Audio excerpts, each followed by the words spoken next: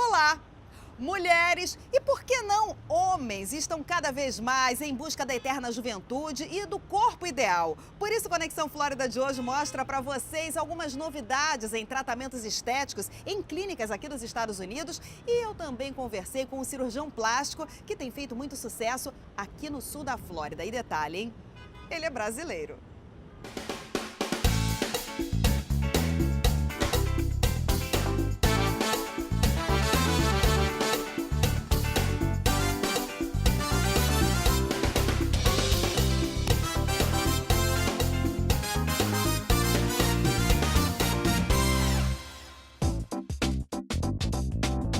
Encontrar um tempo vago na agenda do cirurgião plástico Décio Carvalho é uma tarefa bem difícil. Mas entre uma consulta e outra, o médico brasileiro que atende nesta clínica no sul da Flórida pacientes do mundo todo, nos recebeu para falar sobre os procedimentos atuais. Entre os mais pedidos estão a mamoplastia, a lipoaspiração e o aumento do bumbum. Quando as pacientes vêm ao seu escritório, elas reclamam mais do quê? A maioria reclama que não está em forma, que está obesa, que está gorda. Nem sempre é verdade, na verdade. O que acontece é que falta, às vezes, um pouco de disciplina para ir à academia, fazer um regime. E os pacientes acham que o caminho mais fácil é a cirurgia estética, a cirurgia plástica. E a cirurgia plástica não é feita para emagrecer. A cirurgia plástica é feita para melhorar o contorno corporal, melhorar a autoestima da paciente, mas não é feita para emagrecer. Nem mesmo a lipoaspiração. A lipoaspiração, a gente tem um limite de gordura que a gente consegue tirar, que não vai fazer o paciente ficar mais magro. Vai melhorar o contorno corporal do paciente, mas não é para emagrecer. Então, acho que a principal queixa é essa. Outra queixa é em relação às rugas faciais. Todo mundo... Hoje, a população tem cada vez mais jovem aparecido pedindo por toxina botulínica, para fazer tratamento de rugas que antigamente a gente começava a fazer numa idade maior. É a ditadura da beleza, né? Ou seja, você acha que as mulheres e os homens também estão cada vez mais vaidosos? Eu acho que a gente conseguiu chegar numa... A gente vive numa época em que a gente consegue viver mais tempo e bem mais saudável e melhor. Se você pensar 40 anos atrás, compara com os nossos antepassados, com a sua avó, a minha avó, quando elas tinham 45, 50, 60 anos, às vezes a gente olhava para a avó, a gente já via uma vozinha. Hoje as pessoas de 40, 50 anos, elas não aparentam a idade que elas têm. Estão melhores que as de 20, às vezes. Muitas estão. E eu acho que é por isso que essa procura por procedimento minimamente invasivo, principalmente para o rosto, tem aumentado tanto. Porque a pessoa trabalha por mais tempo, ela tem que parecer mais jovem, ela tem que ser mais competitiva, principalmente aqui nos Estados Unidos. Eles têm que trabalhar por mais tempo. Hoje as pessoas não se aposentam mais com 60 anos. Hoje a força de trabalho americana está com mais de 70 e quando a gente chegar lá, nós provavelmente vamos trabalhar até os 80. Você é um médico brasileiro que tem a experiência do Brasil e que atua aqui nos Estados Unidos há quantos anos? Vai fazer 13. 13 anos, ou seja, você trabalha com esses dois lados. Quem é mais vaidosa, a brasileira ou a americana? As latinas são mais vaidosas, eu acho. Aqui a gente consegue separar, acho que mais em grupos, assim, né? No Brasil a gente tem um padrão de beleza brasileira, eu acho que a gente consegue seguir e a gente vê que é mais homogêneo como no país todo. Aqui nos Estados Unidos, como a comunidade latino-americana, separando os brasileiros dessa comunidade, elas vêm com algumas queixas, principalmente de contorno corporal, e elas me mostram resultados que elas querem. Geralmente cintura fina, bumbum grande, entendeu? A brasileira é mais ou menos desse perfil, mas elas gostam de um corpo, de uma silhueta menos exagerada, eu acho. Elas gostam de ter cintura fina, bumbum grande, mas tudo mais harmônico. Mais harmônico. As americanas, né, acho que as americanas no geral, as caucasianas, as brancas, elas não são tão preocupadas com o contorno corporal.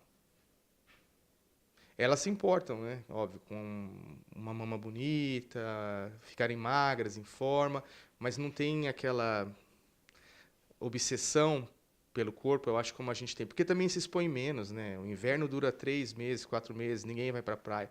Isso muda aqui nos Estados Unidos, depende da região. Aqui em Miami, aqui na Flórida e na Califórnia, são 2 estados onde se faz mais cirurgia estética, mais cirurgia para contorno corporal. Tem muita praia. Tem muita praia, o corpo, as pessoas se expõem mais, né? E pela estatística da Sociedade Americana, de 2016 para 2017, teve um aumento, começou a aumentar de novo o número de cirurgias de abdominoplastia, né, que é o tummy tuck, mostrando que o contorno corporal está voltando, não é? Isso acho que representa são 120 e poucos mil casos a mais em relação de 2016 para 2017. Ou seja, todo mundo é vaidoso. Só que tem um fator cultural. As latinas são mais, acho que comparadas com as americanas são mais. A cirurgia plástica, ela deve ser, quase sempre, a última opção, ou em muitos casos ela é a primeira e única e muita gente acaba perdendo tempo e principalmente dinheiro com tratamentos alternativos? Em alguns casos a cirurgia pode ser a única opção.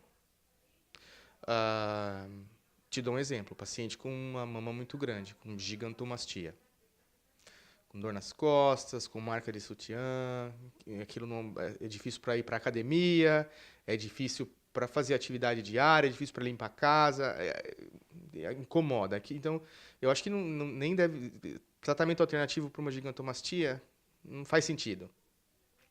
Para alguns outros casos, por exemplo, eu vejo pacientes na casa dos 40 anos, 40, 45, que cuida da pele e tudo mais, e que às vezes me procura para fazer facelift ou mini facelift, que é a plástica de rosto. Eu muitas vezes eu gosto de associar tratamentos para essas pacientes ou começar o que a gente fala aqui de não burn a bridge, né? Ou usar uma bala de canhão para tratar uma coisa que você pode postergar. Eu gosto de fazer... Isso não quer dizer que paciente de 40 anos não tem indicação para fazer facelift ou fazer plástica no rosto, que tem. Principalmente paciente que era obeso, perdeu muito peso, tem flacidez de pele, muita flacidez de pele, daí é só cirurgia. Agora, tem casos que você consegue postergar a cirurgia, sabe? Com preenchimento, com uso de botox, com algumas suturas absorvíveis que são feitas, né, os fios para segurar a pele. Eu acho que daí talvez não seja o caso de fazer a cirurgia como primeira escolha. E mesmo depois da cirurgia, você vai ter que continuar com o tratamento da pele, né? Porque a pele tem que estar em boa condição para você ter um bom resultado de uma cirurgia. Então, essa resposta é um pouco... Depende. Depende. E hoje está muito em moda, em moda não, mas hoje eu acho que a tendência é a associação de tratamentos, sabe? Porque não adianta o paciente achar que vai fazer uma cirurgia e que porque ele fez a cirurgia ou ela fez a cirurgia, aquilo está resolvido. O paciente que opera, faz uma lipoaspiração ou faz uma cirurgia de abdômen. Se depois de 6 meses o paciente ganhou os 40 quilos,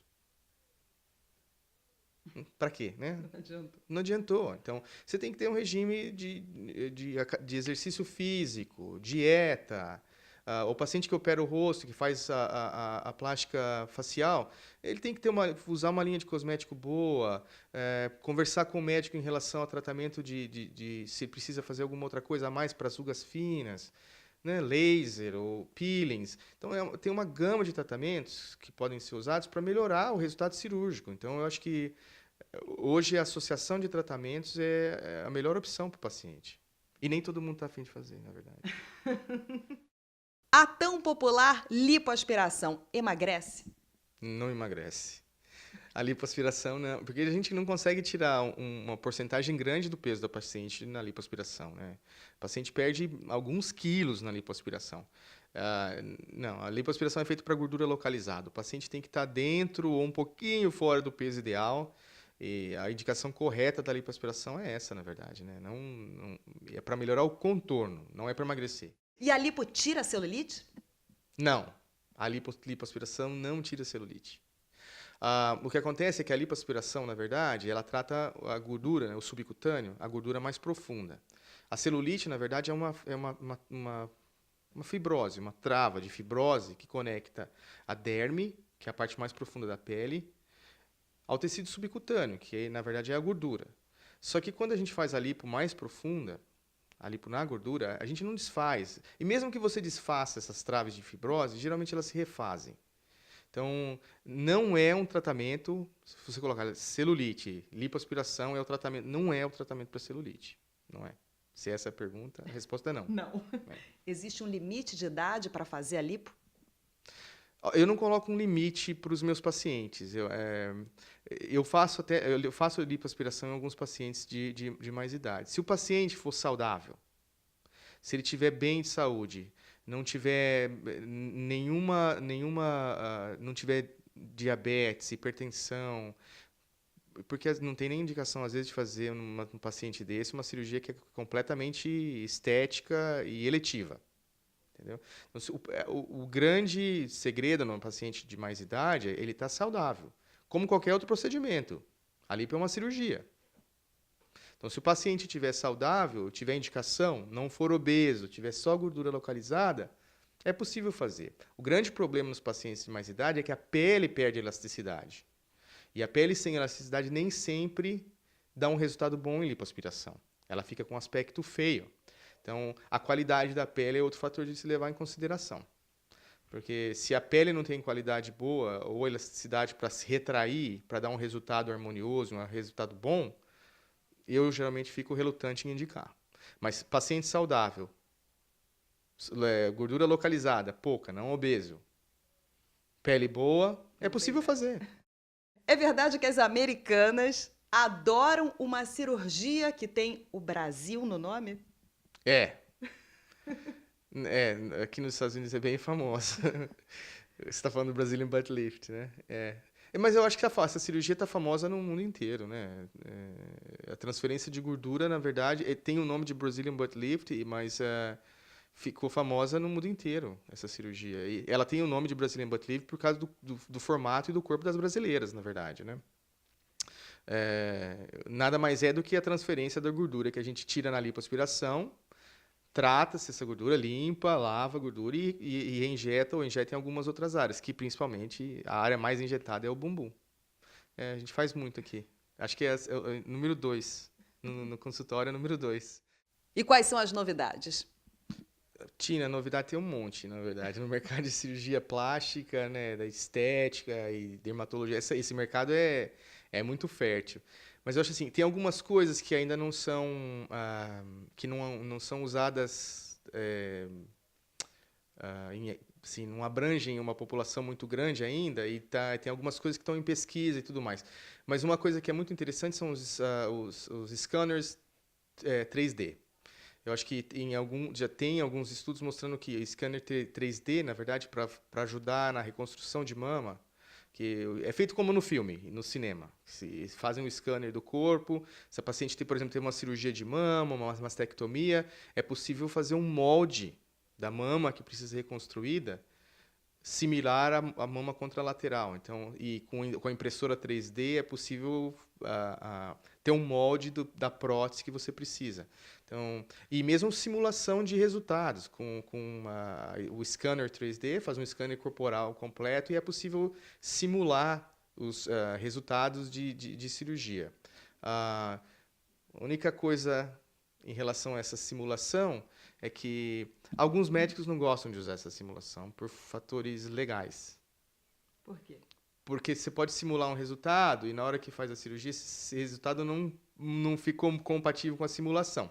Mas isso, se por acaso o cirurgião usa essa tecnologia ou gosta de mostrar para o paciente, tem que ficar bem claro que aquilo é uma simulação, né? Os pacientes entendem. Eu acho que quando você explica bem e é bem claro e honesto com o paciente, ele entende. Daqui a pouco você vai ver quais são as novidades nos tratamentos estéticos aqui nos Estados Unidos. Hoje na estética a gente tem tecnologia que ela transforma. É já já.